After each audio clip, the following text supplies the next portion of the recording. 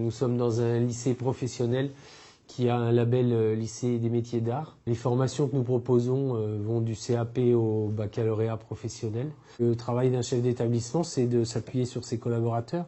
Je pense que c'est le premier niveau par rapport à la sécurité, c'est d'abord le travail des enseignants. Entre les enseignants et moi, il y a un chef de travaux dans les lycées professionnels qui a un rôle de conseil vis-à-vis de moi pour l'achat des machines, par exemple, pour leur bonne utilisation, pour la vérification de leur conformité par rapport aux règles en vigueur.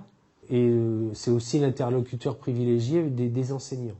Dans chaque atelier, il y a des protocoles, il y a des sensibilisations par des moyens de communication visuelle. N'oubliez pas de mettre la ventilation, par exemple. N'oubliez pas de porter vos protections. N'oubliez pas de vous attacher les cheveux.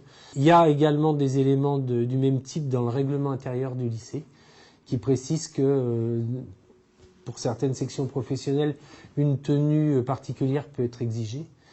Éventuellement des chaussures de sécurité.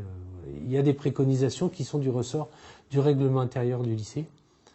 Ensuite, nous avons des organes de l'établissement qui se penchent plus particulièrement sur la question de la sécurité. Donc je veux parler du comité d'hygiène et sécurité et des conditions de travail, puisqu'aujourd'hui c'est ça, CHSCT.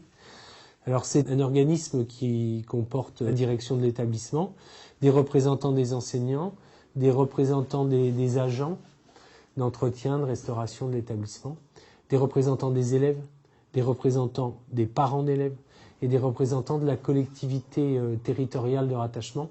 Pour un lycée, c'est le conseil régional. Cet organisme se réunit en gros 2 fois par an et met à son ordre du jour toutes les questions relatives à la sécurité dans l'établissement. Donc on fait un bilan. Ce bilan nous sert pour remplir un document qui s'appelle le document unique, qui recense tout ce qui est du domaine de la sécurité dans un établissement. Pour travailler sur des machines dangereuses, quand elles sont vraiment recensées comme telles par l'inspection du travail, les élèves doivent bénéficier d'une autorisation médicale. Donc par exemple en prothèse dentaire, les élèves voient tous les ans le médecin scolaire qui leur donne ou pas l'autorisation de travailler sur ces machines. Et tout ça ensuite c'est envoyé à l'inspection du travail.